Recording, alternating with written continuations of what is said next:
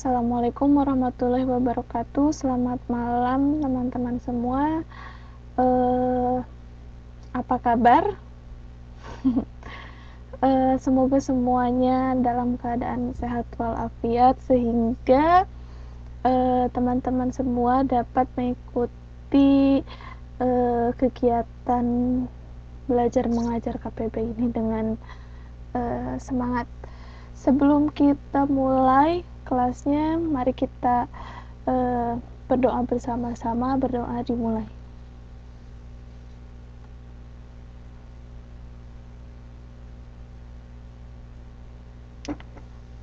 Selesai. Oke teman-teman semua, ini adalah pertemuan terakhir kita sebelum ujian akhir, tapi sepertinya kita tidak punya materi yang terlalu banyak ketinggalan, sehingga mungkin di akhir pertemuan ini materi yang akan saya sampaikan juga tidak terlalu banyak, hanya sedikit saja apa yang kemarin belum saya sampaikan. Nah, untuk itu nanti setelah saya sampaikan sedikit materi, saya akan memberikan latihan-latihan yang akan kita kerjakan bersama, sehingga saya harap nanti dari latihan ini dan juga latihan-latihan kita di pertemuan-pertemuan sebelumnya, teman-teman bisa belajar, bisa mengulang kembali latihan-latihan tersebut, karena nanti soal yang akan saya berikan pun insya Allah tidak akan jauh dari apa yang selama ini teman-teman kerjakan di kelas. Nah, oleh karena itu sebenarnya kita sekarang agak sedikit santai. Kita punya 3 jam pelajaran dari jam 9 dan mungkin nanti akan berakhir jam 11 ya, 2 jam asli, 3 jam pelajaran. Oke. Sebentar, kemarin sampai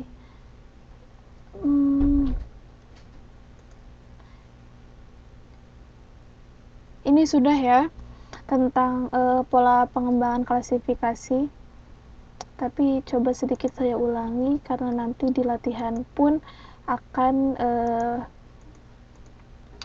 sedikit mengulang materi tentang klasifikasi ini.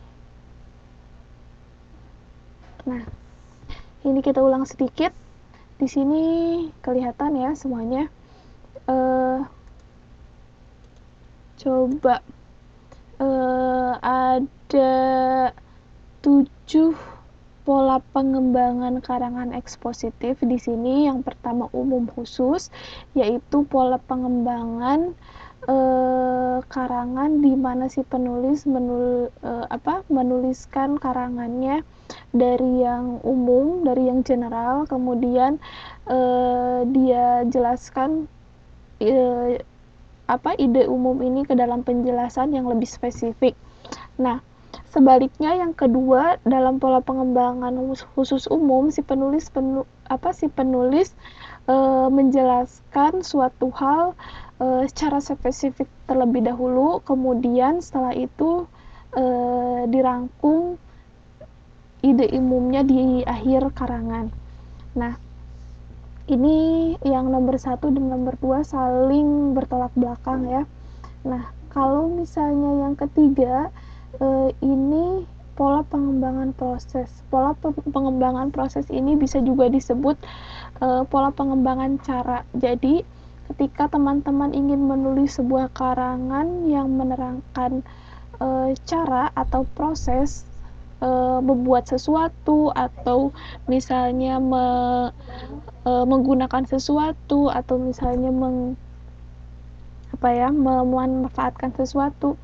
Nah, itu kan ada prosesnya, dari mulai hal pertama yang harus dilakukan, kemudian yang selanjutnya apa, sampai nanti bagian terakhir. Nah, ketika teman-teman ingin menjelaskan hal yang seperti ini, maka teman-teman harus menggunakan pola pengembangan yang ketiga ini, yaitu pola pengembangan proses. Nah, berbeda dengan pola pengembangan yang keempat, yaitu pola pengembangan contoh. Pola pengembangan contoh ini sebuah pola pengembangan untuk karangan ekspositif, di mana si penulis menerangkan apa yang akan menerangkan topik yang akan dia jelaskan dengan berbagai macam contoh. Jadi yang pertama dia menjelaskan suatu ide, kemudian ide ini dia terangkan dengan contoh-contoh yang beragam. Kemudian yang selanjutnya ada pola pengembangan sebab akibat. Pola pengembangan sebab akibat ini adalah sebuah pola di mana si penulis memberikan atau menerangkan sebab-sebab terjadinya suatu kejadian atau suatu hal, kemudian setelah itu baru si penulis menjelaskan apa akibat dari sebab-sebab yang sebelumnya telah dia terangkan. Nah, kemudian yang keenam, pola pengembangan rincian. Pola pengembangan rincian ini adalah sebuah pola di mana si penulis menjelaskan ide umum atau gagasan utama yang ingin dia terangkan dengan berbagai penjelasan yang sangat rinci, meliputi data, angka, dan informasi-informasi lainnya yang bersifat spesifik. Kemudian yang selanjutnya, yang terakhir, pola pengembangan klasifikasi. Pola ini menjelaskan sebuah gagasan utama berdasarkan pengelompokannya. Jadi kalau misalnya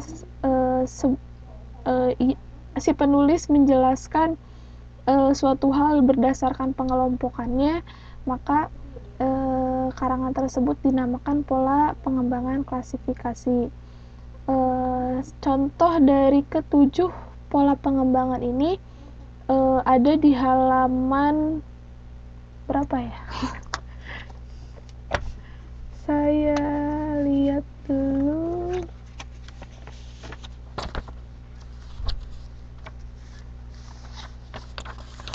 Ada di halaman 47 sampai dengan 48. Di situ seperti yang sudah kita bahas bersama-sama minggu kemarin, ada beragam contoh ketujuh pola pengembangan ini. Ya, saya tidak akan menjelaskan lagi secara rinci karena sudah kan minggu kemarin, hanya mengulang sedikit. Kemudian karena kita sudah belajar mengenai pola pengembangan karangan ekspositif, sekarang kita lanjut ke materi selanjutnya, yaitu mengenai penulisan karangan ekspositif.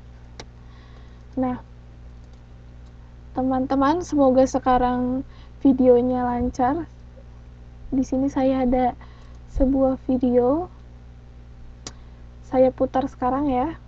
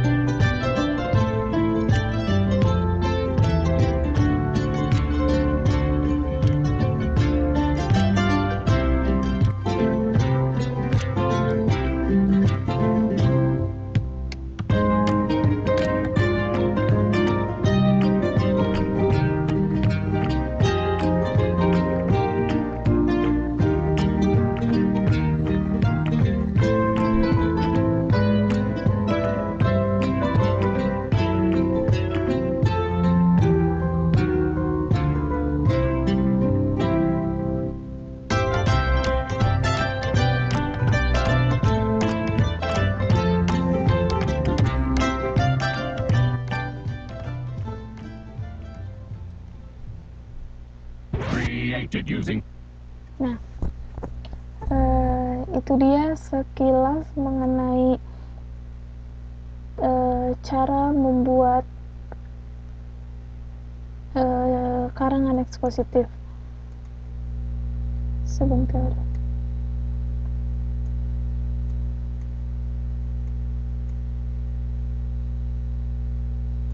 Nah, mungkin barusan kurang jelas ya, karena tidak ada penjelasannya secara spesifik. Sekarang saya jelaskan satu persatu tahapan penulisan karangan ekspositif. Nah, tadi sudah teman-teman lihat di video, ada 5 tahapan dalam menulis karangan ekspositif. Nah, yang pertama adalah menentukan topik yang menarik, dan yang terpenting adalah topik yang kita kuasai. Jadi, ketika teman-teman ingin menulis sebuah karangan ekspositif, yang paling penting adalah apakah topik yang teman-teman pilih itu menarik, dalam artian ada orang yang mau membaca karangan yang akan teman-teman tulis atau tidak. Kemudian yang kedua adalah memilih topik yang kita kuasai atau kita benar-benar mengerti. Mengapa ini penting? Karena ketika kita menguasai suatu topik, maka kita pun dapat menjelaskan topik tersebut secara rinci dan jelas kepada pembaca atau pendengar karangan kita. Nah, sebaliknya, kalau misalnya kita menjelaskan sebuah topik yang kita sendiri tidak kuasai, bagaimana kita akan menjelaskan topik tersebut kepada orang lain. Nah, setelah kita menentukan topiknya, misalnya topiknya mengenai lingkungan hidup. Nah, kita spesifikan dalam arti lain, kita deskripsikan topik tersebut ke dalam gagasan-gagasan ataupun ide-ide yang lebih spesifik atau yang lebih terfokus. Misalnya, ketika kita akan menjelaskan topik tentang lingkungan hidup, maka lingkungan hidup ini kan sebuah topik yang luas. Apa yang akan kita jelaskan dalam lingkungan hidup tersebut? Misalnya di sini kita akan menjelaskan manfaat lingkungan hidup yang bersih. Nah, itu kan lebih spesifik daripada lingkungan hidup saja. Nah, kemudian lingkungan hidup yang bersih ini pun apa yang akan kita bahasnya? Apakah itu tips atau trik cara membuat lingkungan hidup yang bersih, atau manfaat lingkungan hidup yang bersih, atau misalnya hal-hal yang lain mengenai lingkungan hidup yang bersih. Nah, teman-teman harus berusaha untuk membuat sebuah gagasan yang spesifik, karena itu dapat membantu teman-teman ketika teman-teman nantinya membuat kerangka atau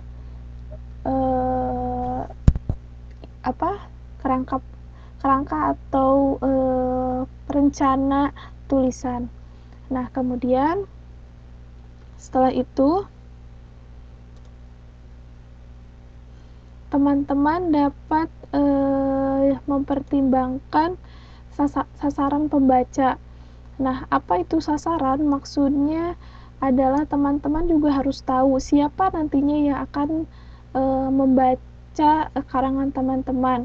Apakah itu misalnya anak kecil, ataupun orang dewasa, ataupun orang tua.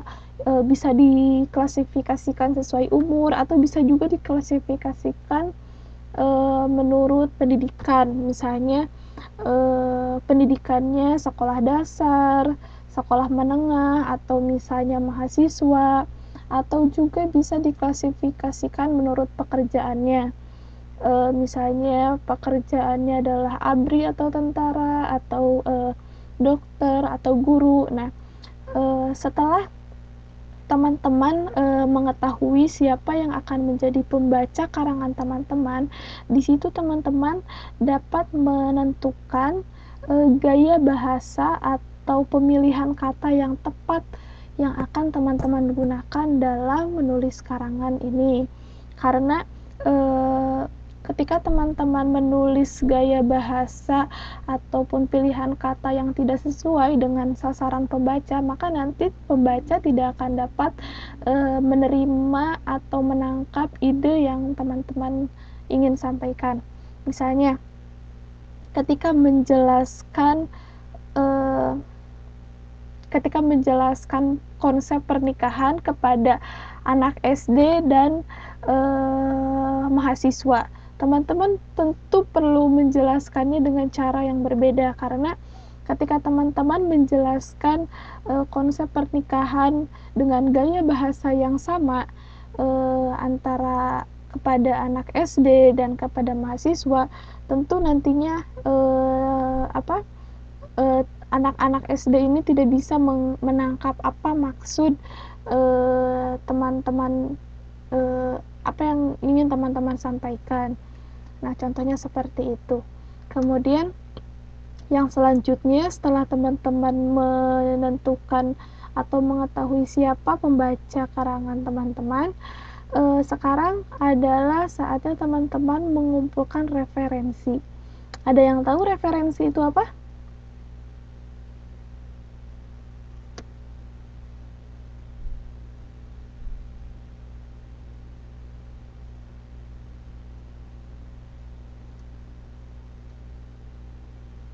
Ayo, ada yang tahu nggak referensi itu apa?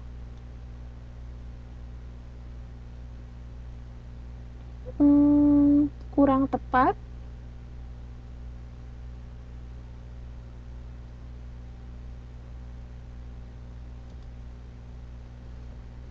Bukan juga, bukan ringkasan. Referensi itu, ayo, ada yang mau jawab sebelum saya jawab? Bukan, masih salah juga. Referensi itu adalah daftar pustaka atau sumber informasi. Jadi, ketika teman-teman, misalnya nih, teman-teman dapat tugas mengenai paragraf eksposisi dari saya. Nah, kemudian teman-teman mencari di buku apa itu artinya karangan eksposisi. Nah, maka buku itu menjadi referensi teman-teman. Atau misalnya ketika teman-teman mencari di Google, di internet, apa itu karangan eksposisi, maka website atau page yang teman-teman tuju di internet itu adalah referensi teman-teman. Jadi referensi itu kata lainnya adalah pustaka atau sumber informasi. Nah, bentuknya bisa bermacam-macam, dari mulai bentuk fisik seperti buku, majalah, koran, ensiklopedi, dan lain sebagainya. Dan bisa juga karena sekarang zaman digital, bentuk-bentuk ini seperti misalnya buku, majalah, semuanya kan ada bentuk digitalnya, ada e-book, kemudian ada majalah online. Nah, maka internet pun bisa menjadi referensi atau sumber informasi kita. Nah, itu dia, setelah menentukan siapa pembacanya, teman-teman carilah sumber informasi bagi karangan teman-teman. Setelah teman-teman mencari informasi itu dari berbagai referensi, nah teman-teman kan sekarang sudah punya sudah punya banyak sekali nih informasi. Nah, sekarang saatnya teman-teman untuk membuat kerangka atau rencana ataupun plan seperti apa nantinya tulisannya akan teman-teman buat, dan kemudian membuat informasi yang banyak tadi yang sudah teman-teman kumpulkan menjadi suatu tulisan yang singkat, terarah, tetapi lengkap. Jadi apa maksudnya singkat? Jadi teman-teman jangan menuliskan sesuatu yang tidak tidak sesuatu yang memiliki banyak gagasan. Jadi cukup satu gagasan utama, satu ide utama, tapi kemudian satu gagasan utama ini teman-teman jelaskan secara detail dan jelas, sehingga nantinya pembaca juga tidak bingung apa maksud dari karangan teman-teman ini. Bukan, ini adalah tahapan menulis karangan ekspositif. Nah, sampai sini ada yang ingin ditanyakan? Oh iya, ini ada yang tadi menyebutkan referensi narasumber. Nah, sebenarnya kalau misalnya narasumber itu lebih kepada orang. Jadi jangan orang memang bisa juga menjadi referensi, tapi kalau misalnya menyebutkan referensi sama dengan narasumber itu kurang tepat, karena biasanya narasumber ini hanya orang itu atau seorang spesialis atau seseorang yang sangat ahli di bidangnya yang dapat kita minta informasinya. Itu biasanya disebut narasumber. Aduh, kalau narator beda lagi. Kalau narator itu orang yang membacakan narasi. Orang yang membacakan narasi itu narasi dan narator. Kalau misalnya narator itu biasanya ada dalam drama, misalnya ketika akan membawakan sebuah drama, sebelum si pemain utama masuk, biasanya kan ada tuh suara-suara yang menjelaskan latar belakang cerita dan lain sebagainya. Nah, itu narator disebutnya. Pembaca puisi beda lagi. Kalau pembaca puisi itu tidak bisa disebut dengan narator, karena kenapa? Karena puisi itu sebuah karya tulis kan. Pembaca puisi ya dia hanya membacakan puisi, sementara narator itu dia membacakan latar belakang atau pengantar dalam biasanya suatu drama atau suatu cerita. Pembawa acara beda lagi. Kalau pembawa acara itu ketika ada suatu acara, siapa yang mengatur alurnya acara tersebut? Ya pembawa acara. Iya, betul. Lebih tepatnya dalam suatu drama, baru itu disebutnya narator. Jadi jangan karena kata-katanya mirip jadi disama-samain ya.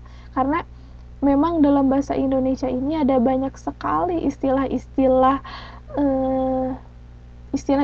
yang yang kebahasaan, istilah-istilah yang kalau misalnya mungkin dalam IPA kita menyebutnya istilah-istilah ilmiah yang berarti sesuatu, tapi si kata-kata ini memiliki arti yang spesifik. Jadi meskipun kata-katanya mirip, hati-hati jangan sampai kita salah menggunakan atau salah menempatkan kata tersebut. Ya, iya betul sekali. Disebutnya kalau yang disebut di pengucapannya mirip tapi beda arti, ada yang masih ingat?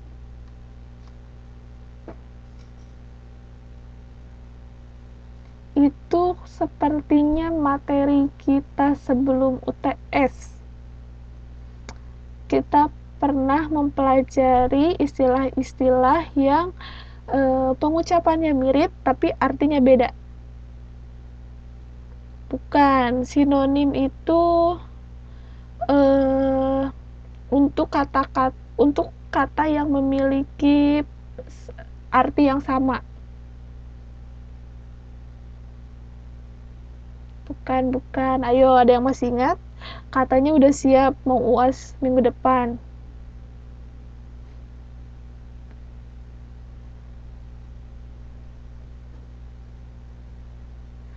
Bukan juga. Bukan. Ayo. Kata-kata yang memiliki cara pengucapan yang sama tetapi artinya beda disebut dengan homofon. Ada yang masih ingat homofon?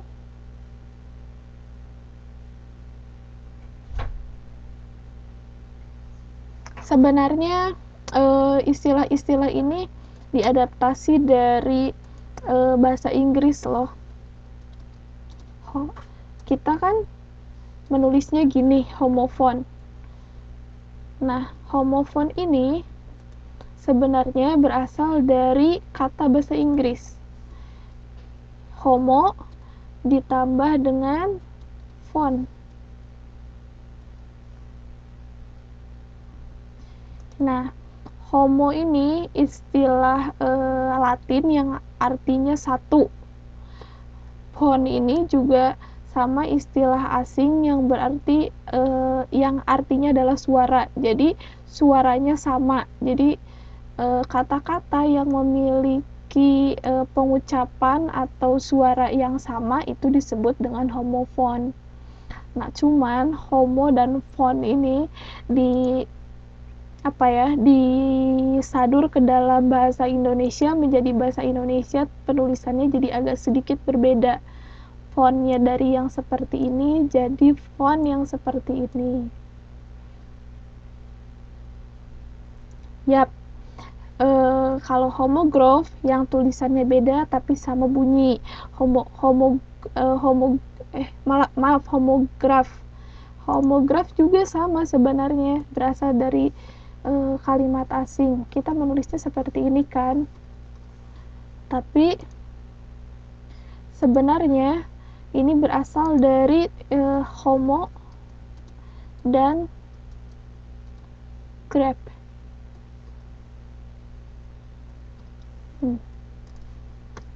Homo ini juga istilah bahasa Latin yang artinya satu, dan graph ini artinya tulisan kan.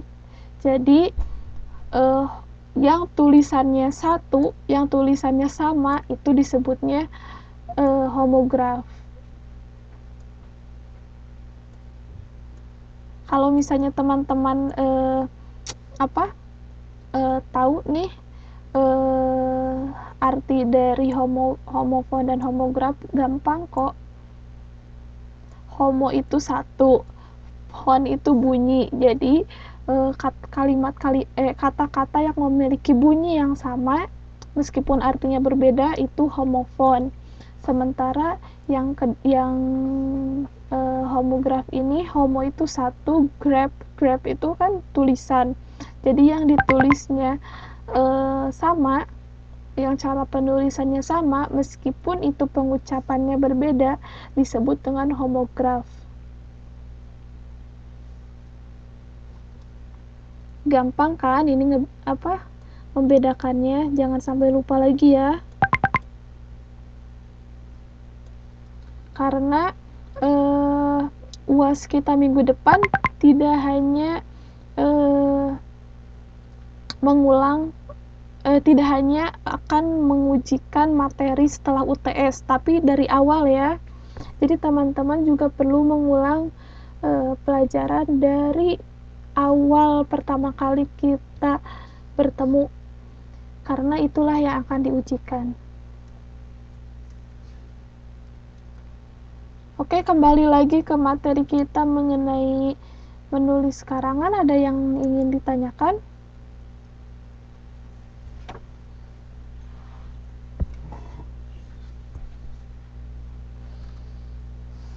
Nggak akan mati kok, Mbak. Yang penting diulang lagi pelajarannya.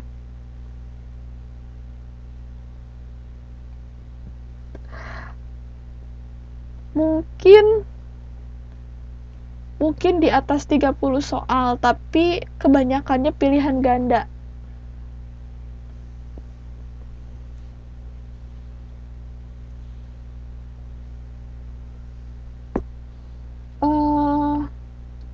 Kalau berapa jamnya belum saya tentukan ya, nanti saya coba dulu kira-kira berapa jam waktu yang diperlukan untuk mengerjakan soalnya.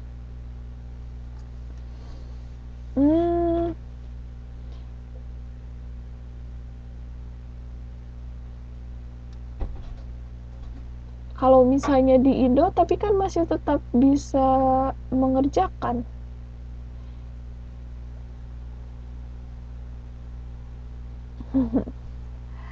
Yang penting latihan-latihannya diulang lagi, soalnya tidak akan terlalu jauh kok. Kalau gitu saya lanjutkan ya.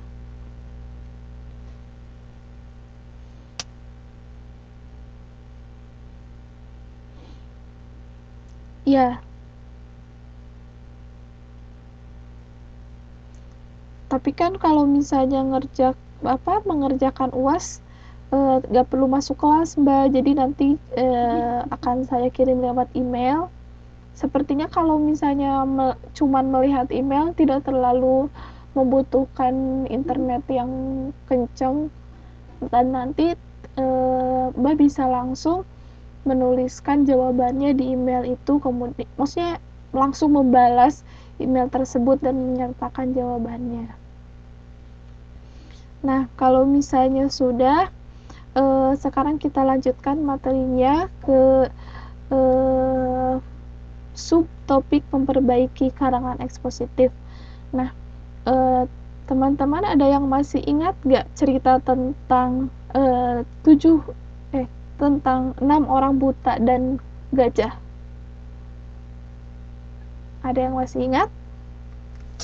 Nah, sebenarnya tidak hanya karangan deskriptif, semua karangan, baik itu ekspositif, baik itu naratif, baik itu argumentatif, semua karangan harus mengikuti prinsip ini, yaitu ditulis dengan jelas dan detail. Ketika teman-teman ingin menjelaskan sesuatu, ketika teman-teman ingin menulis suatu ide, suatu karangan yang berisikan suatu ide, maka teman-teman harus menulisnya secara rinci, secara jelas. Karena apa? Karena jika teman-teman tidak menulisnya dengan rinci, nanti akan terjadi kesalahpahaman di antara pembaca. Bisa jadi pembaca ataupun pendengar nanti tidak bisa menangkap ide atau gagasan yang ingin teman-teman sampaikan secara utuh. Seperti si orang-orang buta ini, karena mereka hanya menyentuh satu bagian dari gajah, mereka tidak bisa menangkap secara keseluruhan seperti apa bentuk gajah itu. Nah, kalau teman-teman hanya menjelaskannya secara sepotong, misalnya kalau menjelaskan gajah hanya menjelaskan bagian sini, ya tidak mungkin nanti si pembacanya dapat mengerti secara keseluruhan seperti apa bentuk gajah itu. Nah, jadi ingat ya, harus dijelaskan secara jelas dan rinci. Nah, ini dia kelengkapan informasi. Jadi semuanya harus dijelaskan secara rinci, kemudian jelas. Kemudian juga yang terpenting, setelah semuanya dijelaskan secara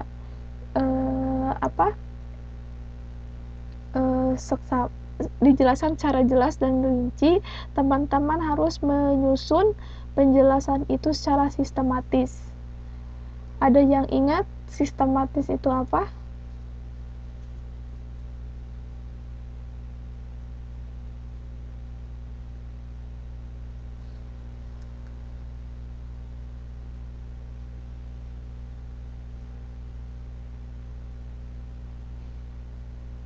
Iya, betul. Sistematis itu artinya berurutan. Jadi teman-teman ketika menjelaskan suatu hal, jelaskan secara berurutan. Urutan itu bisa teman-teman buat dari yang mulai dari yang general atau yang umum, kemudian semakin bawah semakin spesifik, atau bisa dari yang spesifik terlebih dahulu kemudian nanti semakin bawah semakin umum. Nah, yang penting kalau kalau istilah kitanya jangan mencelak-mencelek, jangan menjelaskan ini kemudian tiba-tiba loncat ke ide yang lain, kemudian balik lagi ke ide yang sebelumnya. Nanti si pembaca ataupun pendengar bukannya mengerti, malah semakin bingung apa yang akan teman-teman jelaskan. Nah, kemudian setelah itu seperti biasa gunakanlah bahasa yang baik dan benar. Teman-teman mungkin di sini sudah sangat tahu ya apa itu yang dimaksud dengan bahasa yang baik dan benar. Seperti yang sering saya ulang-ulang, pakailah bahasa yang sesuai dengan ejaan yang disempurnakan atau bahasa yang diakui sebagai bahasa Indonesia.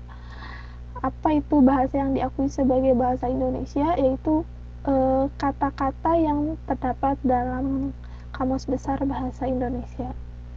Nah, karena di sini kita menulis karangan ekspositif dan karangan ekspositif itu memiliki beragam jenis pola pengembangan, yang terakhir adalah teman-teman perlu untuk mengikuti pola-pola pengembangan yang sudah saya jelaskan sebelumnya. Nah, di situ ada 7 pola pengembangan dan teman-teman ketika menulis karangan ekspositif ini perlu mengikuti salah satu dari 7 pola pengembangan tersebut.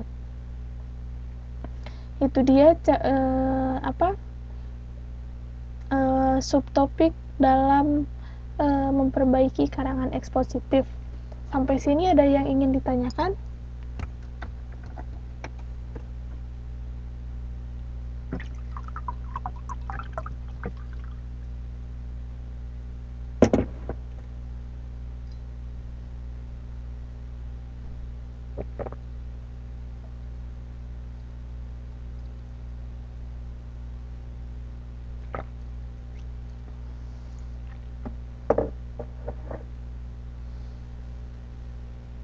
Kalau misalnya tidak ada yang ingin bertanya mengenai materi ini, sekarang saya tanya, apakah ada yang ingin ditanyakan tentang materi kita 1 semester ini? Karena ini adalah materi terakhir yang bisa saya sampaikan.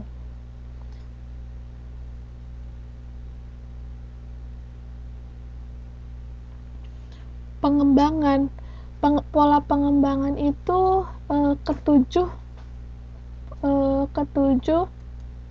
pola pengembangan yang sudah saya sebutkan tadi loh. Ada sebab akibat, ada umum khusus, kemudian ada proses, contoh, rincian, dan lain sebagainya.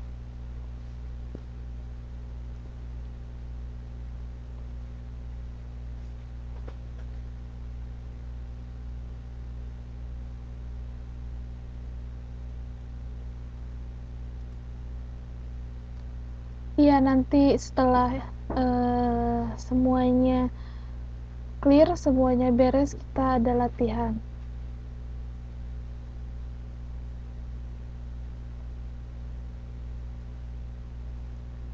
Oke, gimana teman-teman? Ada yang ingin ditanyakan sebelumnya mengenai materi kita selama 1 semester ini?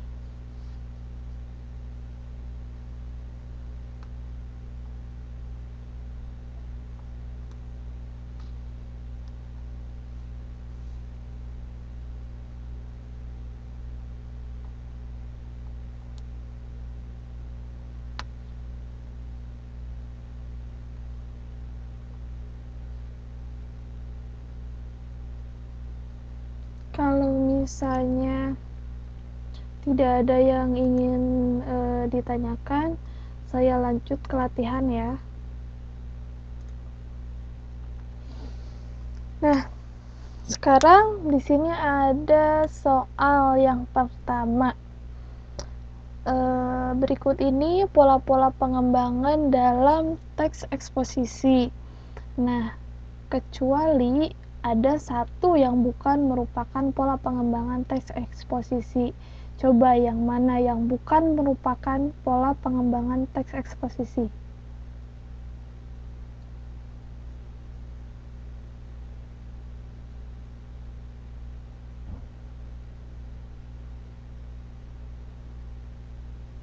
Ya, betul, jawabannya adalah D.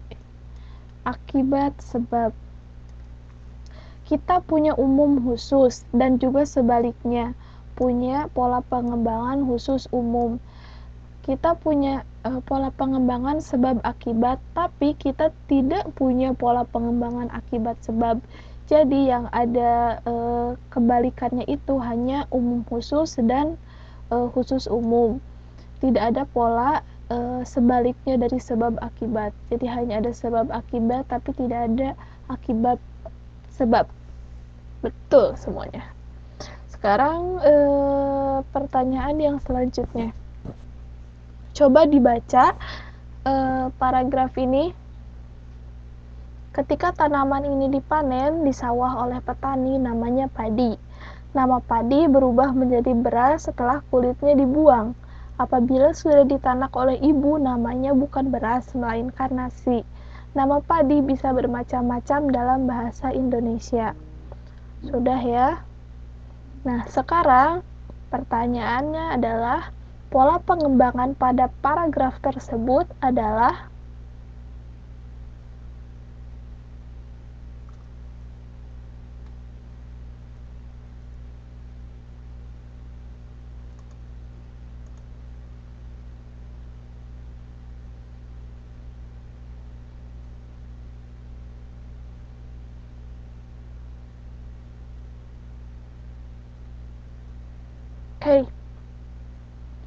ada yang menjawab A, ada yang menjawab D. Nah, kalau gitu kita bahas dari mana ya?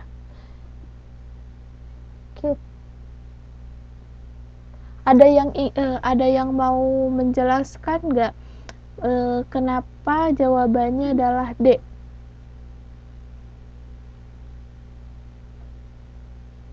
Coba yang menjawab D, alasannya kenapa?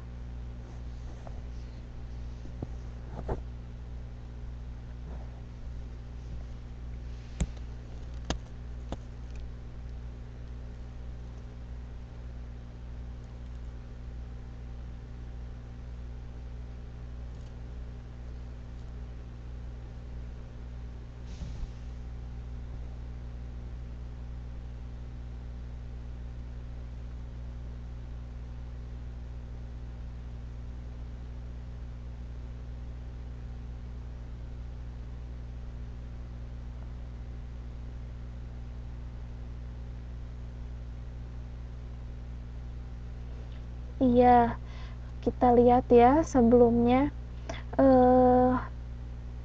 Di sini si penulis memang menjelaskan yang pertama padi, kemudian setelah itu menjadi beras, kemudian setelah itu menjadi nasi. Tetapi yang perlu teman-teman perhatikan di sini, dari padi ke beras ke nasi di sini bukan merupakan sebuah urutan, ya kan? Jadi kalau misalnya di sini si penulisnya menulis beras dulu, kemudian padi dulu, kemudian terakhir nasi, tidak menjadi masalah kan? Misalnya penulis menuliskan nama padi yang berubah menjadi beras, nama padi berubah menjadi beras setelah kulitnya dibuang. Tetapi ketika kulitnya tidak dibuang, namanya tetap padi. Itu tidak masalah kan? Nah, atau misalnya ketika si penulisnya menulis dengan permulaan kalimat nasi, misalnya nasi adalah beras yang sudah ditanak, tetapi ketika beras itu belum ditanak, namanya adalah beras. Kemudian ketika beras tersebut masih dipanen di sawah namanya padi. Nah, ketika ada suatu suatu kalimat yang bisa diputarbalikkan urutannya, maka kalimat tersebut atau paragraf tersebut bukan merupakan paragraf proses. Karena paragraf proses adalah sebuah paragraf yang urutannya itu harus seperti itu. Jadi urutan kalimat-kalimatnya tidak boleh diputarbalikan atau diganti-ganti. Kenapa? Karena ketika teman-teman mengganti urutannya, maka nanti prosesnya juga menjadi amburadul, bisa menjadi kacau balau. Nah, sementara di sini memang padi, beras, dan nasi, tetapi ketika di teman-teman urutan kalimat ini diacak-acak sama teman-teman, nanti si pembacanya masih tetap bisa mengikuti apa maksud dari tulisan ini. Nah, di sini pun itu yang pertama. Kemudian yang kedua, di sini si penulisnya menjelaskan tentang pengertian padi adalah tanaman yang masih dipanen di sawah. Kemudian pengertian beras adalah padi yang sudah dibuang kulitnya. Sementara nasi adalah sebutan untuk beras yang sudah ditanak. Jadi di sini tujuan si penulis adalah menjelaskan istilah padi, beras, dan nasi. Apa itu maksudnya? Nah, kemudian setelah dia menjelaskan definisi dari setiap istilah ini, si penulis membuat sebuah kesimpulan di akhir paragraf, yaitu nama padi bisa bermacam-macam dalam bahasa Indonesia. Nah, dalam paragraf proses biasanya tidak ada kesimpulan semacam ini. Nah, karena ini sebelumnya adalah penjelasan yang bersifat spesifik, ini yang kalimat pertama penjelasan, kemudian kalimat kedua juga penjelasan, kalimat ketiga juga penjelasan, kemudian penjelasan ini disimpulkan di akhir kalimat di yang kalimat ini. Nah, maka bisa kita lihat bahwa paragraf ini adalah paragraf yang berpola spesifik, kemudian yang terakhir general, iya kan? Maka pola pengembangan yang memiliki pola seperti itu adalah pola pengembangan khusus umum. Ya, seperti itu. Kemudian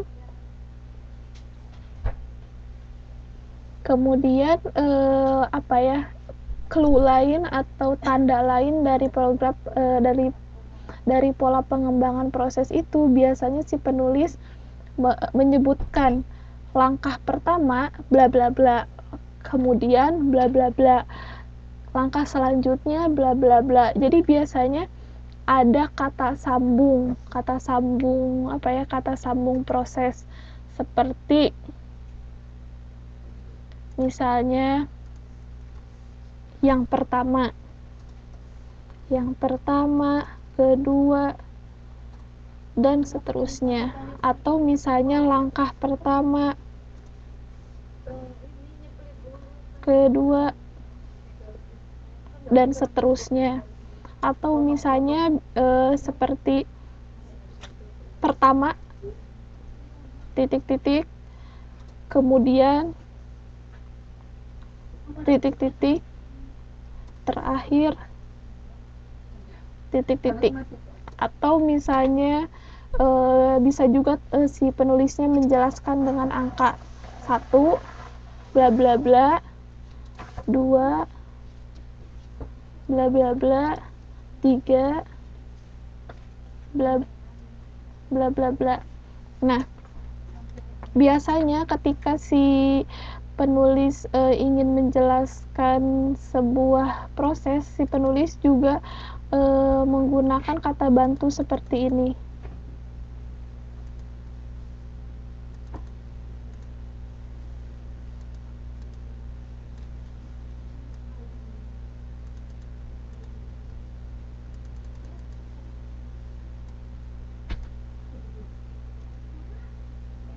ini ya.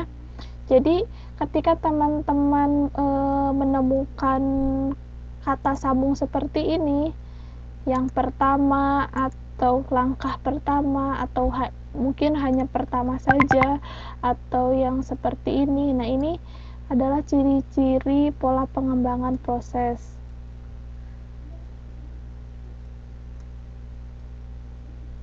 Oke, lanjut ya.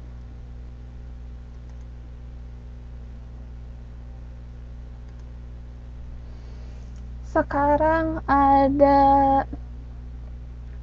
satu soal lagi, kita baca bareng-bareng ya. Orang anak dalam dibedakan atas suku jinak dan liar.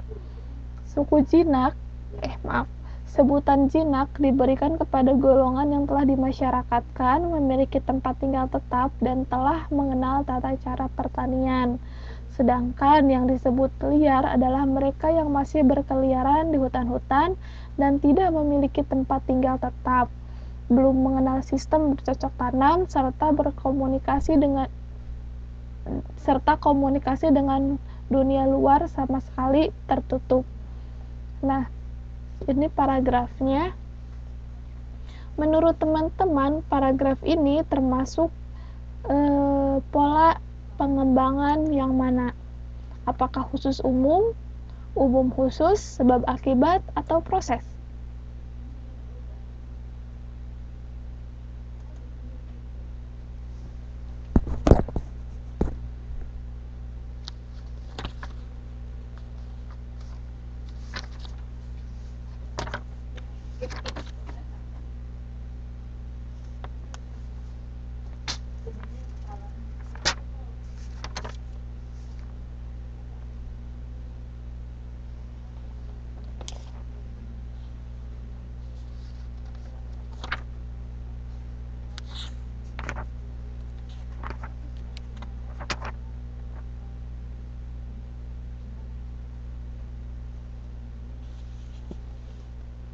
C. Yakin, C.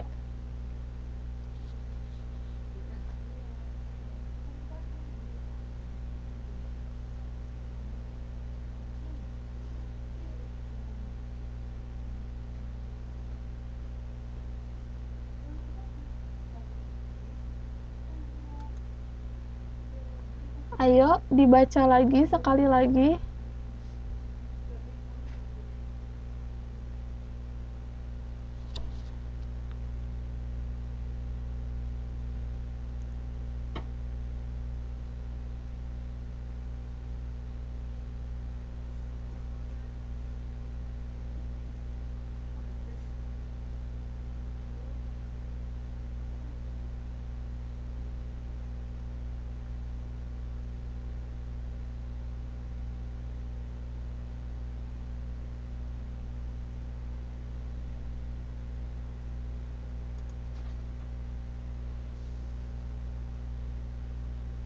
Jawabannya yang mana? Ada yang menjawab C, ada yang menjawab D. Sudah semua menjawab ini?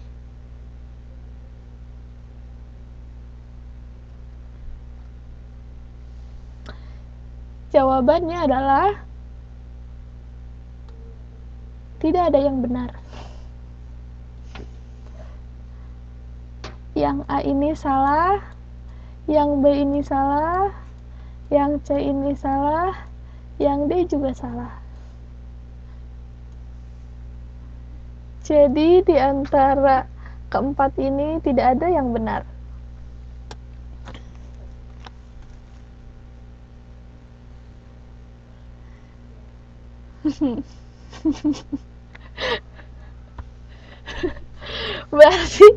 berarti teman-teman kurang teliti. Nih, kita lihat bersama-sama ya. Orang anak dalam dibedakan atas suku jinak dan suku liar. Sekarang saya ulang pertanyaannya. Pola pengembangan pada paragraf tersebut adalah, saya nggak kasih pilihan ya, ini pilihannya dicoret. Ada yang bisa menebak apa pola pengembangannya?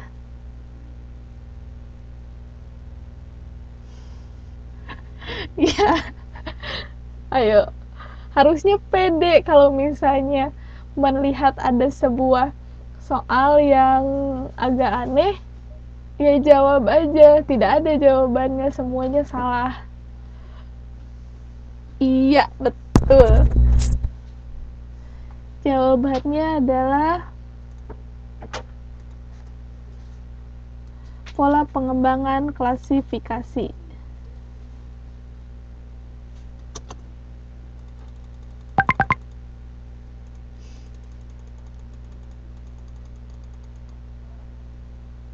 Nih ya, ini jawaban yang betul.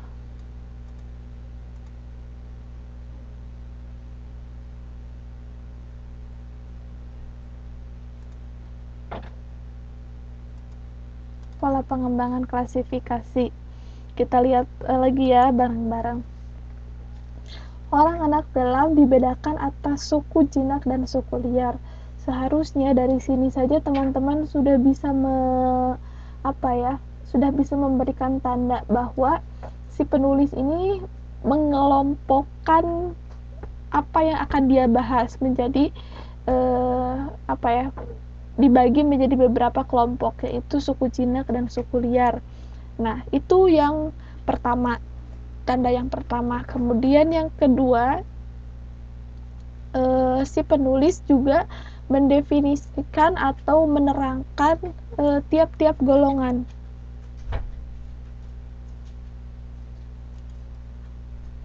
Betul kan? Yang pertama suku jinak. Nah, jinak ini nih di kalimat selanjutnya sebutan jinak ini diterangkan, diberikan kepada golongan yang bla bla bla bla. Kemudian yang selanjutnya suku yang disebut liar juga dijelaskan. Golongan ini adalah mereka yang bla bla bla bla bla. Nah, itu tanda yang kedua. Jadi di sini si penulis mengklasifikasikan apa yang ingin dia jelaskan, kemudian setiap klasifikasinya, setiap golongannya dia jelaskan. Karena itu di sini tidak ada sama sekali kata-kata yang bersifat umum kemudian dijelaskan secara lebih spesifik, atau dari yang spesifik ke umum, atau sebab ke akibat, itu tidak ada. Yang ada hanya golongan, atau bisa kita sebut sebagai klasifikasi. Jadi soal ini pola pengembangan pada paragraf tersebut yang tepat adalah pola pengembangan klasifikasi. Oke? Jangan ada yang terjebak lagi ya.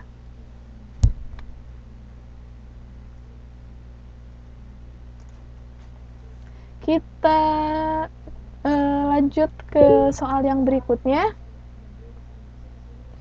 Pola pengembangan yang menjelaskan cara lebih detail fakta, angka, dan data, dan sebagainya merupakan pola pengembangan umum khusus. Contoh proses rincian.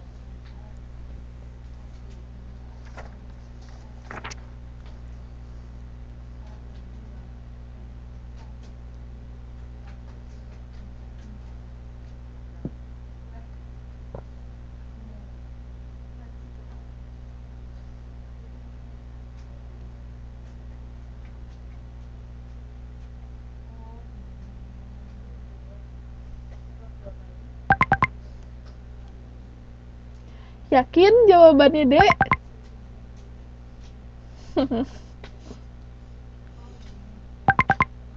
Ada yang ingin ganti jawaban?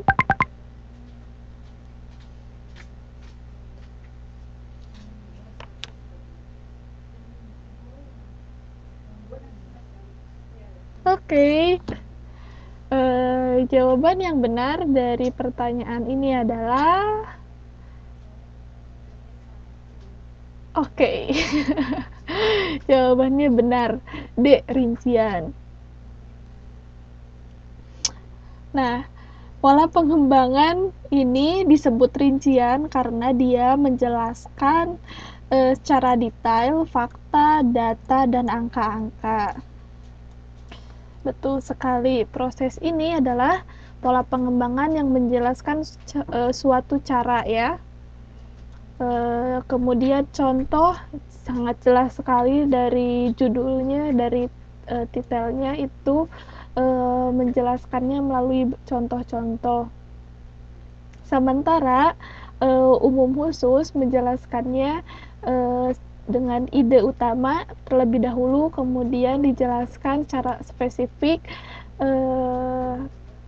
melalui kalimat-kalimat penjelas. Tenang kok, ini nggak, yang ini tidak ada jebakan. Betul, jawabannya D, rincian.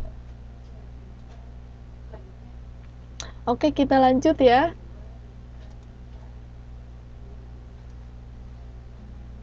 Sekarang tentang perbaikan teks eksposisi.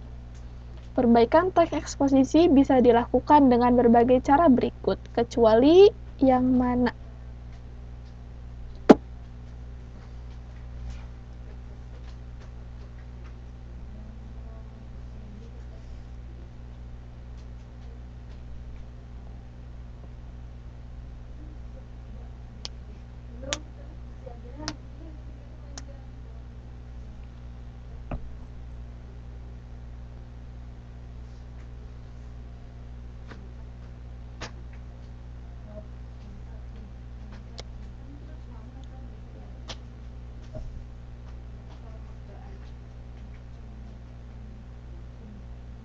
Semuanya jawab D. Ada yang berminat untuk menjawab selain D?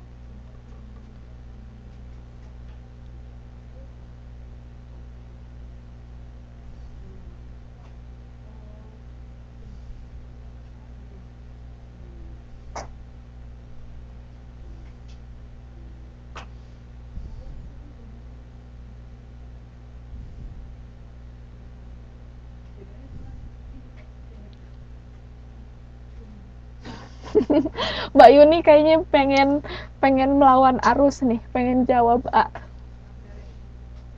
Saat yang lain semuanya jawab D, Mbak Yuni pengen A. Oke. Kita kunci jawabannya penambahan kalimat dan membiarkan isi teks menjadi tidak utuh. Kita lihat ya soalnya, perbaikan teks eksposisi ini bisa dilakukan dengan berbagai cara berikut, kecuali, jadi teman-teman di sini diminta untuk menunjukkan apa saja sih yang harus diperbaiki dalam sebuah teks eksposisi sehingga teks eksposisi itu bisa menjadi teks eksposisi yang baik. Kecuali yang mana? Jadi yang dipilih itu yang perlu diganti atau perlu diperbaiki, bukan yang sudah bagus, ya kan? Penambahan kalimat, tentu kalau misalnya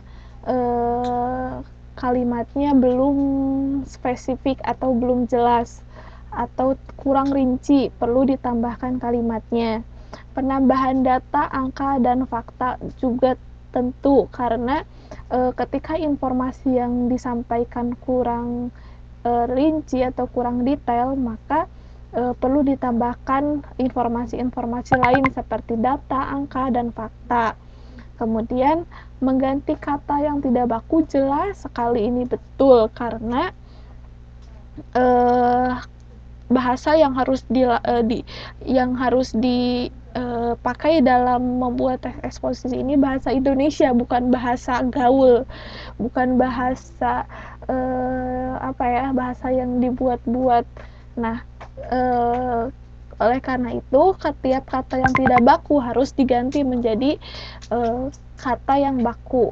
Maka jawaban yang benar dari pertanyaan ini adalah membiarkan isi teks menjadi tidak utuh. Karena apa? Karena ketika kita melihat ada sebuah teks eksposisi yang tidak utuh, jangan dibiarkan, tetapi diperbaiki menjadi sebuah teks yang utuh. Oke. Harap semuanya lebih teliti ya ketika membaca soal, karena kadang kata-kata seperti kecuali ini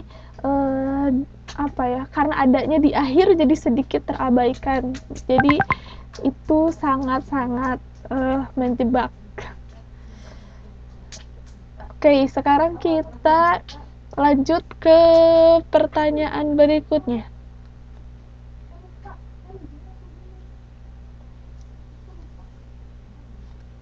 Pertanyaan berikutnya, berikut ini 5 tema yang tepat untuk teks eksposisi, kecuali A. Mengendarai sepeda motor, B. Proses pembuatan kompos, C. Sekilas sejarah Jembatan Merah di Bogor, D. Keindahan Pantai Batu Karas di Ciamis.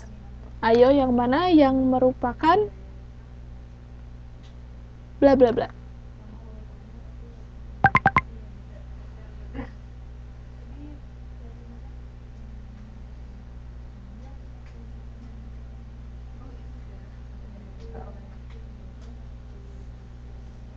Dibaca soalnya baik-baik ya.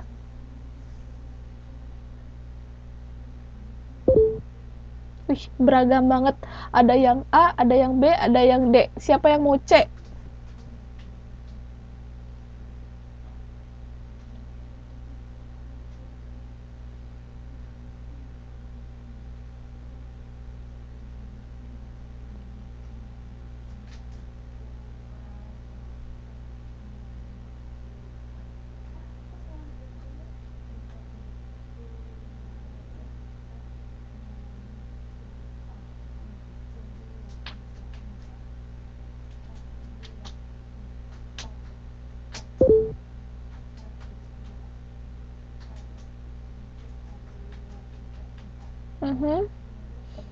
A, B, D masih nggak ada nih yang mau C.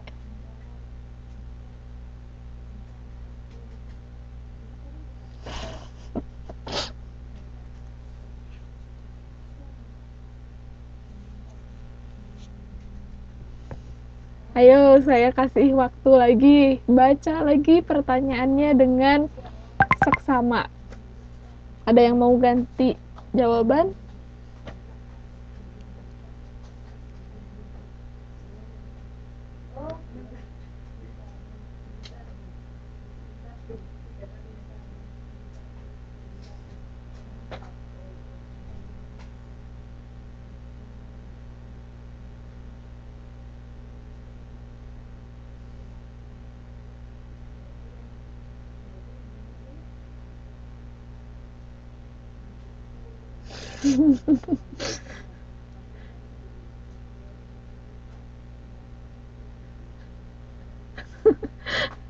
Jangan gitu loh. Ayo baca lagi jawabannya dengan teliti.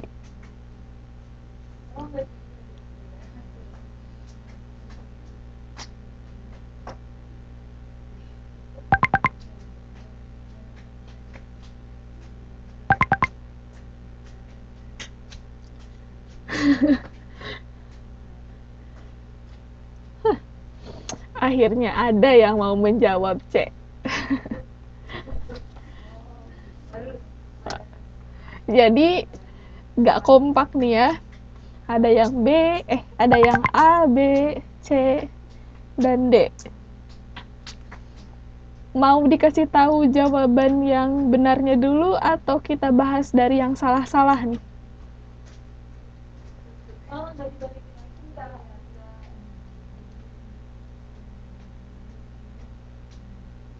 Oke.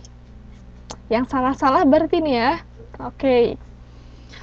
Sekarang kita baca lagi pertanyaannya. 5 tema yang tepat untuk teks eksposisi. 5 tema yang tepat untuk sepertinya salah ya, bukan 5 ya. Maksudnya tema-tema. Ini salah nih. Tema-tema yang tepat untuk teks eksposisi, kecuali berarti tugas kita adalah mencari tema yang tidak tepat atau tema yang kurang sesuai jika dijadikan sebagai teks eksposisi. Betul kan? Maksud pertanyaannya seperti itu. Nah, sekarang kita lihat yang A. cara mengendarai sepeda motor. Cara teman-teman bisa bayangkan kan, ketika teman-teman menulis karangan mengenai cara mengendarai sepeda motor, bisa dipakai nggak teks eksposisi?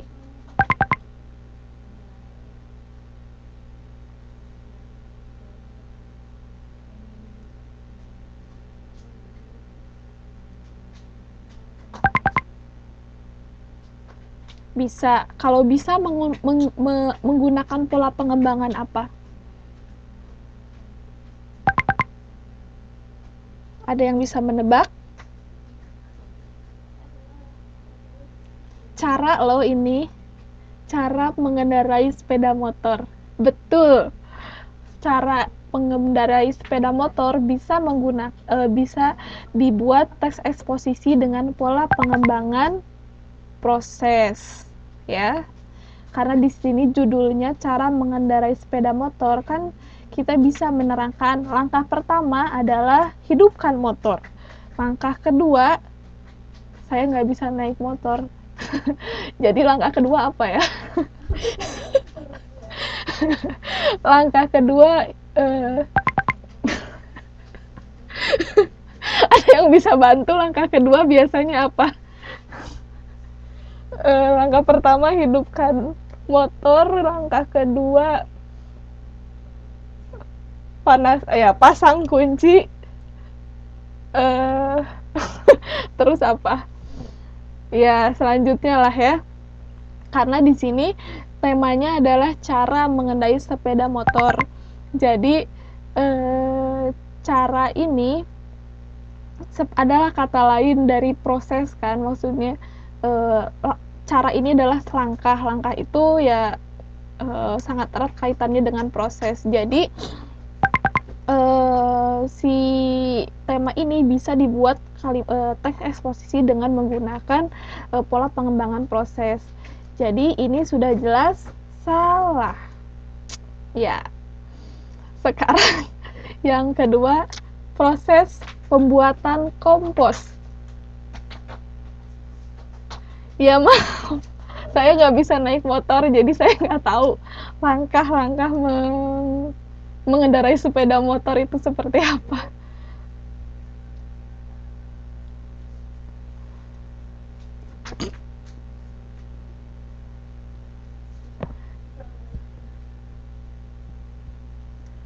Sekarang yang kedua ya, proses pembuatan kompos. Ayo, kalau misalnya dibikin teks eksposisi, bisanya dengan menggunakan pola pengembangan apa?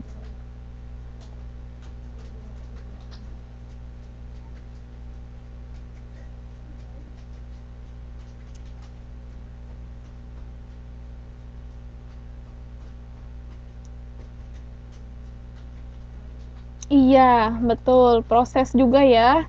Ini udah jelas loh. Judulnya aja proses. Jadi yang ini jelas bisa dibikin teks eksposisi dengan pola pengembangan proses.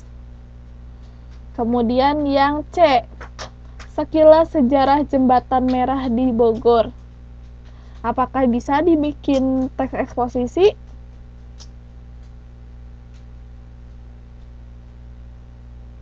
Kalau bisa, pola pengembangannya apa?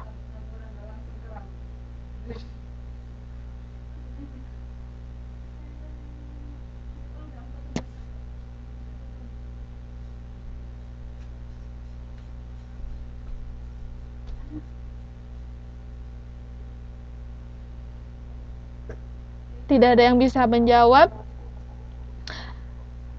Sejarah. Sejarah ini biasanya berisi tanggal, tahun, kemudian peristiwa-peristiwa penting. Maka itu termasuk fakta, termasuk angka. Nah, pola pengembangannya adalah pola pengembangan rincian, betul sekali. Nah, karena di sini kita berbicara mengenai sejarah, maka yang diungkapkan adalah fakta-fakta, angka-angka, dan informasi-informasi lain yang bersifat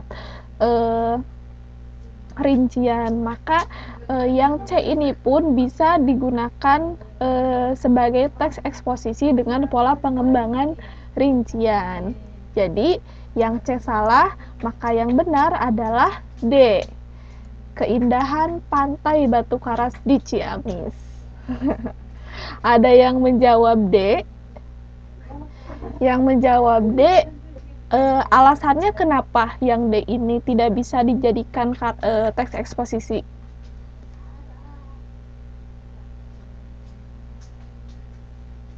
Masa ganti jawaban setelah dikasih tahu? Ya nggak adil dong. Ayo, yang tadi jawab D nih, kenapa menjawab D? Kenapa yang D ini tidak bisa dijadikan teks eksposisi?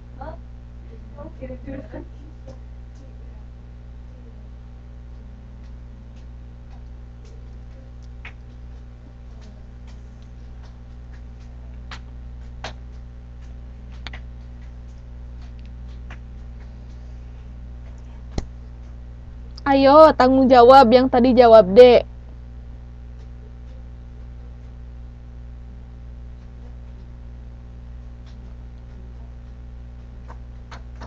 Harus tahu dong alasannya kenapa D yang benar.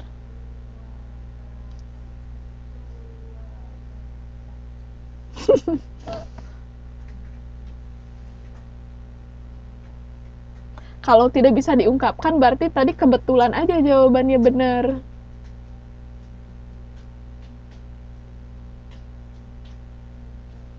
Ya, ada yang benar tuh. Keindahan Batu Karas, keindahan Pantai Batu Karas ini tidak bisa dijadikan teks eksposisi karena ketika kita menjelaskan keindahan suatu pantai, penjelasan yang paling tepat adalah menjelaskan dengan panca indera, betul kan? Seperti apa bentuk indahnya?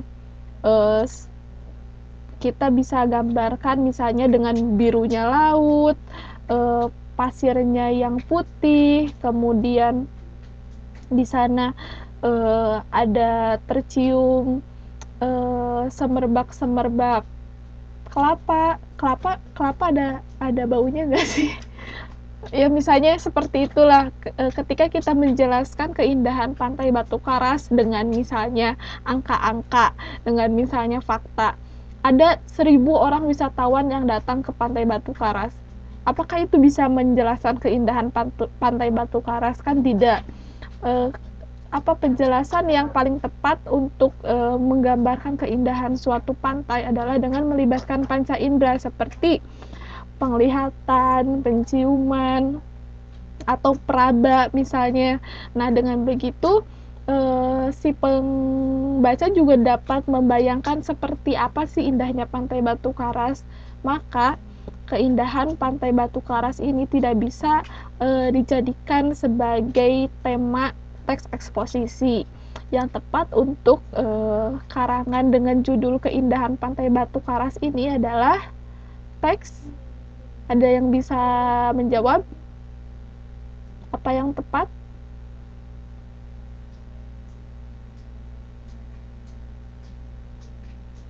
Deskriptif, iya betul sekali.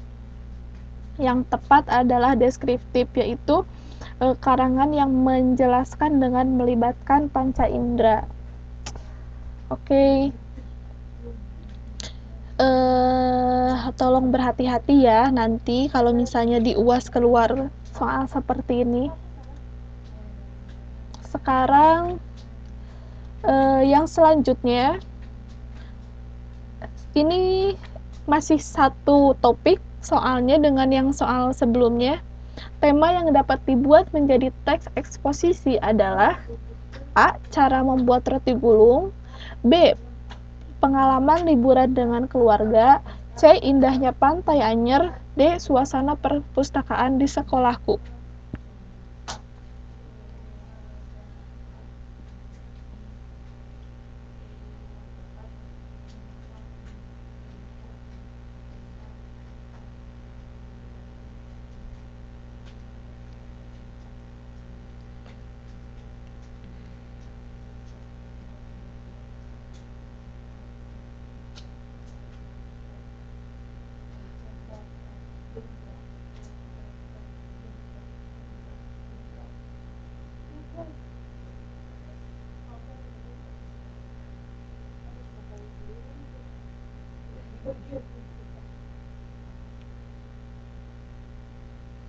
Ada yang mau menjawab yang lain? Semuanya kompakan nih kalau yang ini.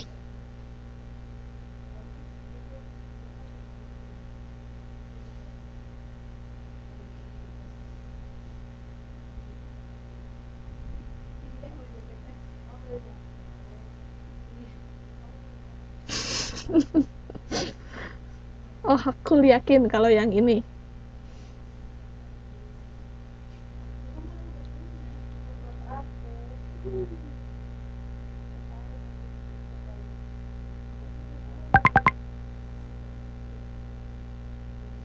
Oke, kalau nggak ada kecualinya kayaknya semuanya ngedadak pinter gitu. Yang ini benar, jawabannya adalah A. Cara membuat roti gulung. Berarti kayaknya saya harus sering-sering bikin soal yang ada kecualinya nih.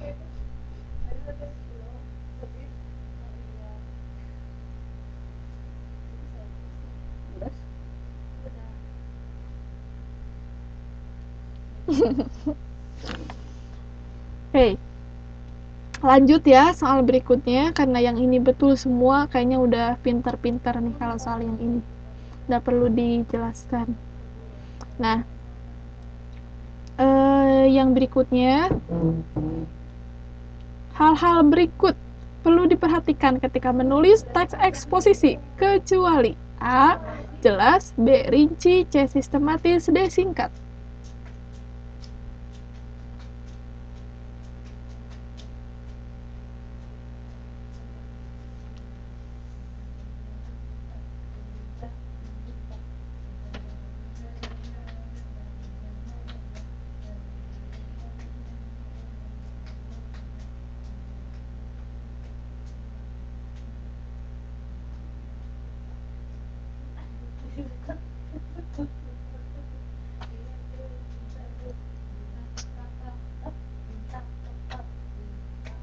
Mhm. Ada yang mau melawan arus? Menjawab selain D?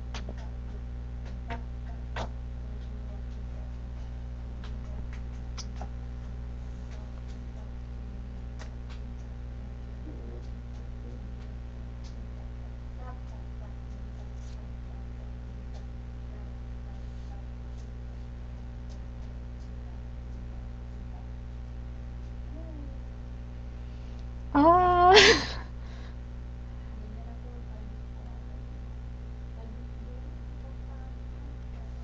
oke. Kayaknya ini ada kecualinya nih, tapi kok masih ini ya, masih pada pinter-pinter ya. Jawabannya bener loh yang D, singkat. Jadi yang perlu diperhatikan ketika menulis teks eksposisi itu adalah jelas apa tidak si karangannya, rinci atau tidak, kemudian sistematis atau tidak. Ini adalah hal yang perlu diperhatikan, yang wajib ada atau wajib apa ya, eh, sifat wajib dalam karangan kita. Sementara singkat itu tidak disarankan. Kenapa? Karena ketika kita menjelaskan sesuatu dengan singkat, maka besar kemungkinan kita tidak menjelaskannya secara lengkap. Ya, nanti dikhawatirkan seperti tadi, seperti orang buta yang memegang gajah. Si pembaca tidak bisa menangkap maksud apa yang ingin kita sampaikan. Nah, selanjutnya pertanyaannya, berikut ini alasan teks eksposisi perlu diperbaiki kecuali A. Ada bagian yang tidak dijelaskan, B. Materi yang disampaikan kurang rinci, C. Penyampaian informasi tidak sistematis, atau D. Informasi dianggap lengkap.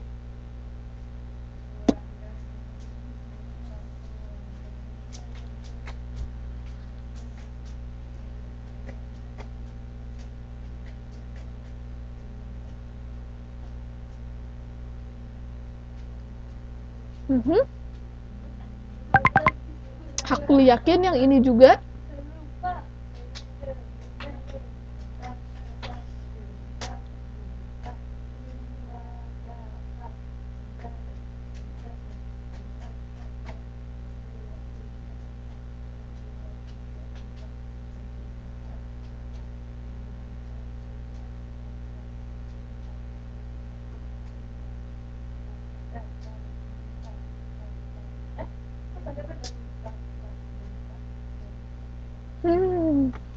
Sekarang udah pada pinter nih menghadapi pertanyaan-pertanyaan yang pakai kecuali. Betul, jawabannya D, informasi dianggap lengkap. Oke, karena betul tidak perlu dibahas. Ini pertanyaan terakhir. Apabila penulis ingin menjelaskan dengan rinci mengenai jenis atau kelompok, maka pola pengembangan yang paling tepat adalah A, B, C, atau D.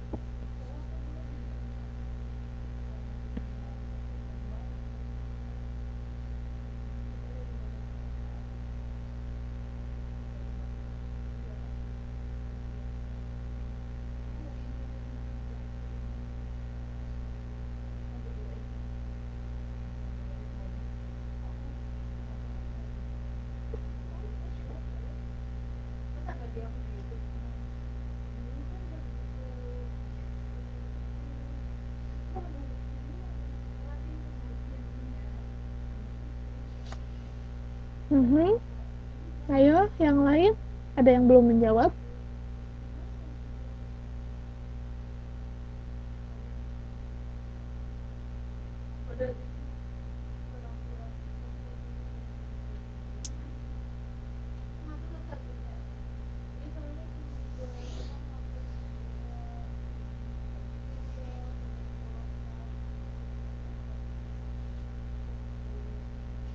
Yakin? Aku yakin A jawabannya.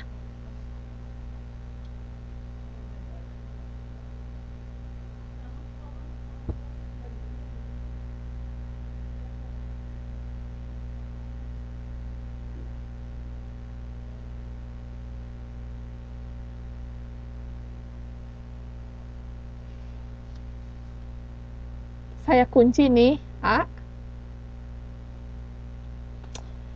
Oke, kalau misalnya yakin.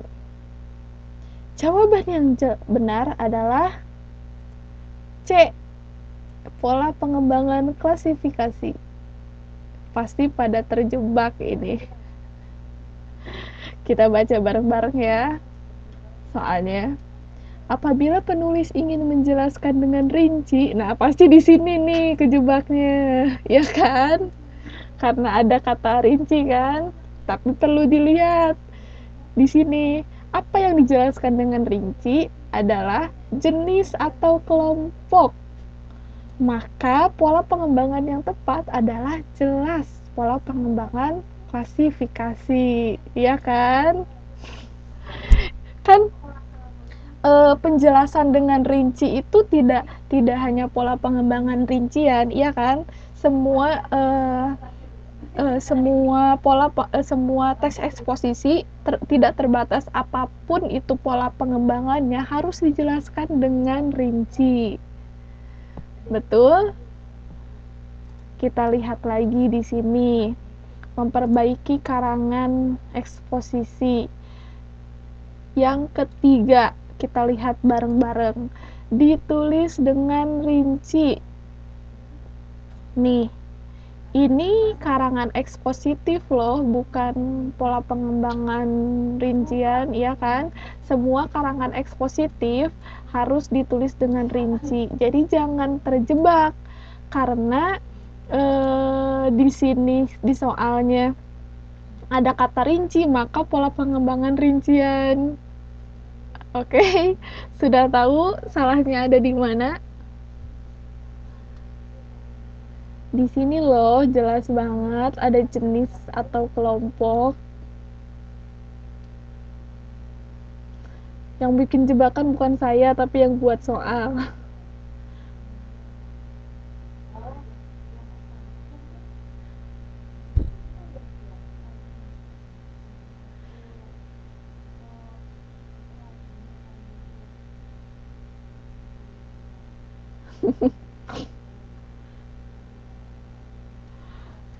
Saya ingetin aja buat UAS, memang bahasa Indonesia itu terkesan gampang karena bahasa kita sendiri kan, kita memakai bahasa ini setiap hari dalam kehidupan sehari-hari. Nah, tapi jangan diremehkan karena dari pengalaman saya dulu semasa masih ya maksudnya SMP SMA, bahasa Indonesia itu biasanya nilainya yang paling kecil loh di antara nilai UAS saya yang lain. Kenapa? Karena banyak jebakannya yang seperti ini. Kita kadang meremehkan karena paling bahasa Indonesia paling bahasa Indonesia gampang lah, soalnya kita kan orang Indonesia, sehari-hari pakai bahasa Indonesia, gampang lah, nggak usah belajar. Padahal susahnya bahasa Indonesia adalah yang seperti ini, banyak sekali soal-soal yang menjebak. Jadi ketika membaca soal bahasa Indonesia, yang paling pertama harus diperhatikan adalah coba teman-teman artikan, coba teman-teman pahami apa maksud dari pertanyaan tersebut. Jangan sampai terjebak. Perhatikan jebakan-jebakan seperti kecuali, itu yang pertama. Kemudian terkadang dalam soalnya pun ada jebakan-jebakan yang tersirat dari maknanya, tidak terlihat ya dalam soalnya, tapi maknanya sedikit berbeda. Itu dia. Nah, jadi kalau misalnya teman-teman punya waktu yang banyak, bacalah soal tersebut berulang-ulang kali sampai teman-teman benar-benar paham, sampai teman-teman benar-benar mengerti apa maksud dari soal tersebut. Ya. Jangan sampai banyak terjebak lagi nih di soal UAS. Oke?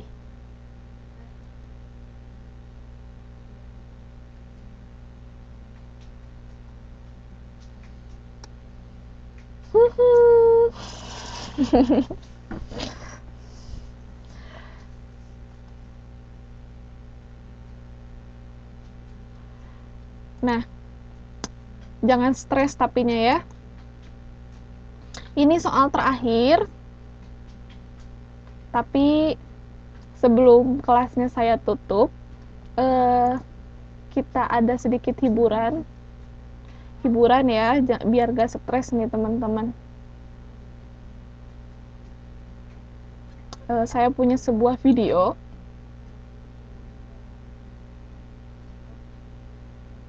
Saya putar sekarang ya. Ayo, selamat menonton.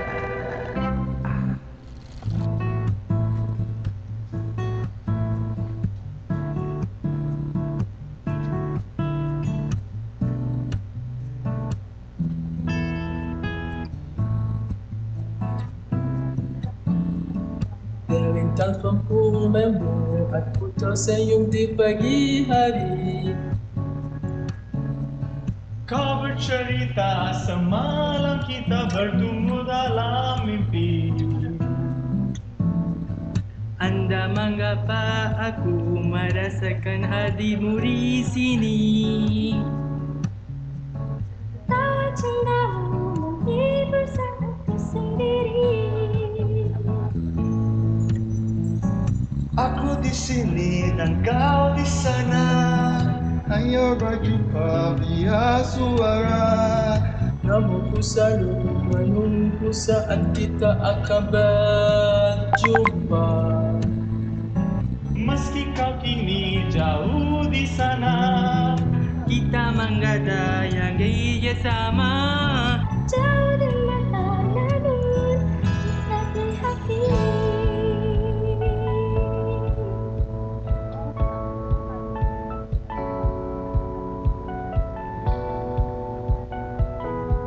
Hanya denganmu aku berbagi, hanya dirimu paling mengerti kegelisahan dalam hatiku yang selama menikah denganku.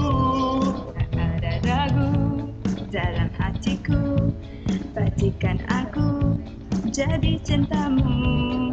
Seiring waktu yang telah berlalu, mungkin kau yang terakhir untukku. Wow, wow. Akan ku lakukan semua untukmu, akan ku berikan seluruh cintaku. Janganlah engkau nak berharap dalam menyayangi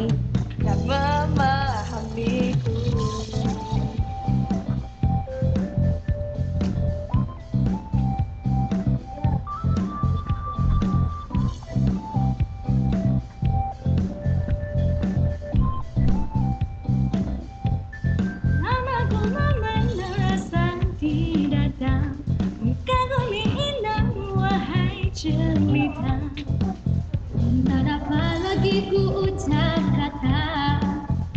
Seperti yang terpesona. Seandai suatu hari kau jadi milikku, tak akan ku lepas dirimu lah kasih. Dan bila waktu mengizinkanku untuk menunggu dirimu, Ku rasa ku tak jatuh cinta pada pandangan yang pertama. Sulit bagiku untuk bisa berhenti mengagumi dirinya.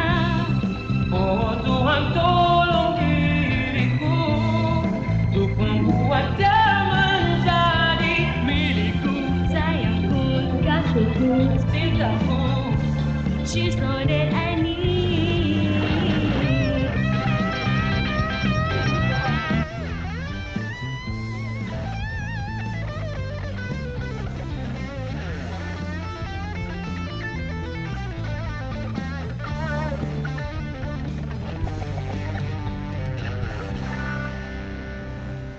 I'm Jonathan and I'm from Nigeria. Kazakhstan.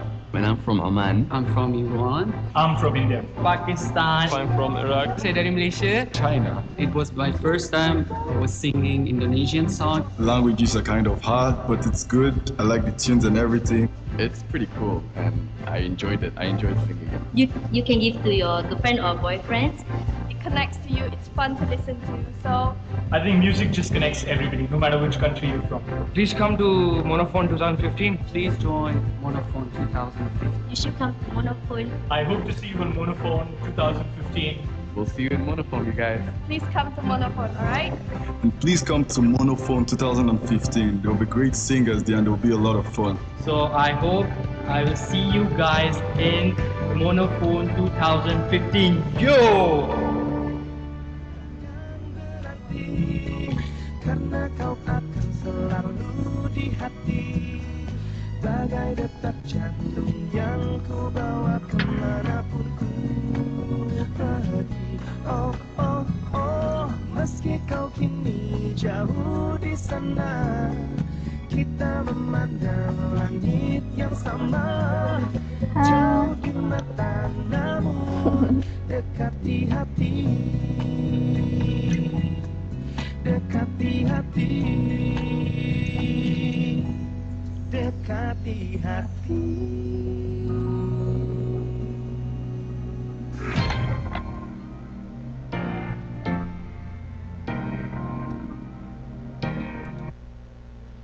Oke, itu tadi sebenarnya video promosi suatu acara, tapi bukan itu yang bukan itu maksud yang ingin saya sampaikan, bukan promosi acaranya, tetapi saya harapkan di situ teman-teman bisa termotivasi, orang-orang dari negara-negara lain saja sangat menghargai bahasa kita, sangat bangga ketika mereka bisa menyanyikan lagu dalam bahasa kita. Nah, sekarang kita sebagai bahasa Indonesia sendiri punya tidak kebanggaan itu, punya nggak kepercayaan diri ketika menggunakan bahasa Indonesia. Nah, itu dia yang ingin saya sampaikan. Mungkin teman-teman tadi melihatnya agak sedikit kurang jelas, tapi di situ ada 10 negara yang berbeda, macam-macam. Ada yang di Timur Tengah, ada yang tadi India dan mungkin Asia Selatan, kemudian ada juga yang bule-bule itu saya tadi kurang dengar Prancis atau mana, kemudian ada yang dari Korea Selatan dan lain sebagainya. Ada 10 negara, semuanya begitu menghargai dan bangga ketika mereka bisa menyanyikan lagu dengan bahasa kita. Nah, itu dia. Sedikit hiburan, jangan stres ya. jangan terlalu dipikirkan semua jebakan-jebakan yang tadi ada di soal-soal yang saya berikan. Enjoy, nikmati semuanya karena ini semua proses belajar yang yakin pasti ada sesuatu, pasti ada manfaat yang bisa teman-teman ambil dari ini semua. Oke. Dari saya pribadi sudah tidak ada yang ingin disampaikan, semua materi sudah disampaikan. Waktunya sedikit lagi, tinggal 7 menit lagi. Ada yang ingin ditanyakan nih? Kesempatan terakhir buat teman-teman yang ingin menanyakan sesuatu. Makanya ini satu seri. Kalau misalnya di program ini setahu saya tidak ada TTM, tidak ada tatap muka, tidak ada kelas tatap muka, semuanya lewat online. Oh, UAS ya. Oh ya, mengenai UAS minggu depan, seperti kurang lebih prosedurnya sama ya seperti UTS kita kemarin. Nanti soalnya akan saya kirimkan lewat email, kemudian teman-teman saya beri waktu sekian jam untuk mengerjakan soal tersebut. Nanti teman-teman kirim kembali jawabannya melalui email.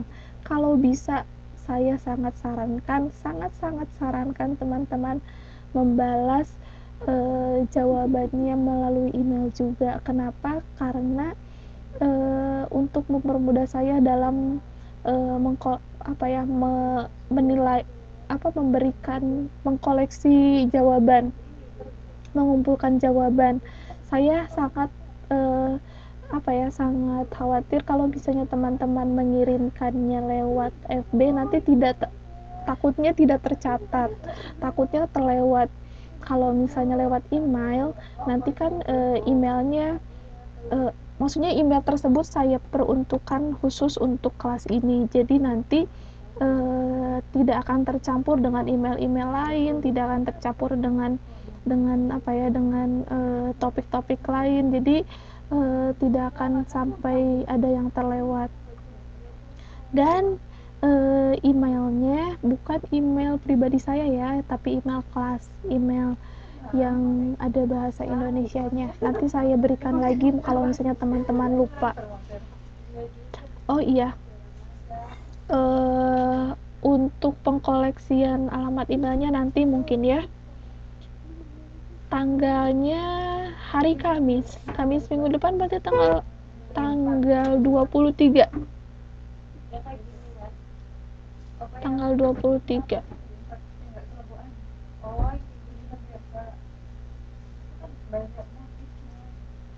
Klasifikasi. Oh, ini ada yang menanyakan mengenai klasifikasi. Klasifikasi itu golongan atau kelompok, Mbak. Jadi ketika ada orang yang menyebutkan mengklasifikasikan sesuatu, itu sama artinya dengan mengelompokkan sesuatu. Iya. Mudah dipahami ya.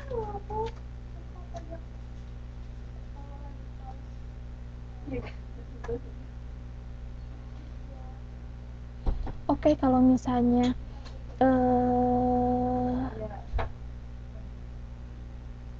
tidak ada yang ditanyakan lagi, saya ingin berterima kasih kepada teman-teman semua yang telah mengikuti pembelajaran 1 semester ini. Saya mohon maaf sekali kalau misalnya teman-teman kecewa ataupun sakit hati dengan apa yang saya katakan. Tidak ada maksud sama sekali bagi saya untuk menyakiti teman-teman. Saya hanya ingin membantu teman-teman di sini semuanya. Oleh karena itu saya meminta maaf kalau misalnya saya pernah melakukan kesalahan, dan juga pesan saya mungkin adalah seperti biasa tetap semangat ya, meskipun teman-teman saya sangat tahu di sini teman-teman semuanya berusaha keras untuk hadir di kelas, di samping dengan bekerja. Banyak yang teman-teman sudah berkorban banyak. Nah, teman-teman jangan sia-siakan pengorbanan ini, belajar dengan sungguh-sungguh sehingga apa nanti hasilnya bisa teman-teman nikmati di kemudian hari. Itu sekian dari saya. Mungkin kalau begitu kita akhiri bersama kelas ini dengan doa. Doa dimulai.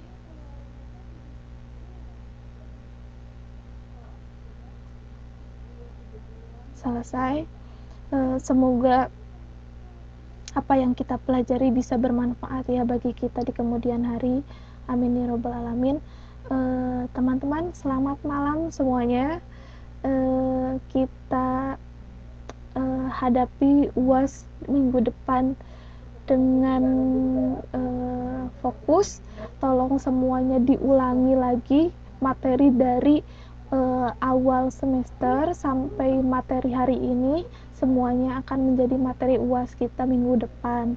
Latihan-latihannya diulangi lagi karena soalnya tidak akan jauh dari itu. Saya yakin kalau teman-teman mengulang kembali apa yang sudah saya berikan selama 1 semester ini, teman-teman bisa menjawab pertanyaan-pertanyaan UAS minggu depan. Oke, sekian semuanya. Assalamualaikum warahmatullahi wabarakatuh.